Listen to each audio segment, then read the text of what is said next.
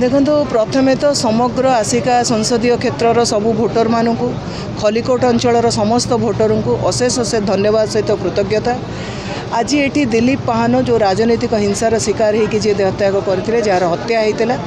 तेणु आम ये आज विजय उत्सव पाड़ा इच्छा है ये जो विजयर स्वाद जो विपुल भोट्रे विजय आम लाभ कहते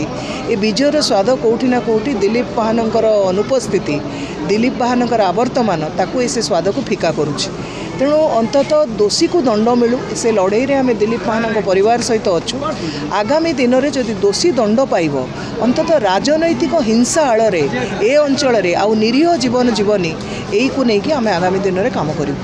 देखो सबुबले कौ ना कौ जिनसर केतले आरंभ होता है तेणु आज ये आरंभ 2024 भारतीय जनता पार्टी आस्का संसदीय क्षेत्र ये विजय पताका आज पोता है ये आगामी दिन को लंबा चलो ये लोकों पाई काम लोकों पाई सेवा लोकों पाई ही आम रहू सत्तार आम तेणु गोटे भ्रष्ट दुर्नीतियुक्त सरकार जो अधर्म जो अहंकार यार जवाब आज voter देइचंती। Eighty Bharatiya Janata party विधायक कि सांसद लड़ू नथिले एटी प्रत्येक ओडिया भोटर ता स्वाभिमान पाई ता आत्मसम्मान पाई ए अंचलर स्वाभिमान पाई एटी लड़ाई होतला जो थरे कि साधारण लोक विजयी होइचंती।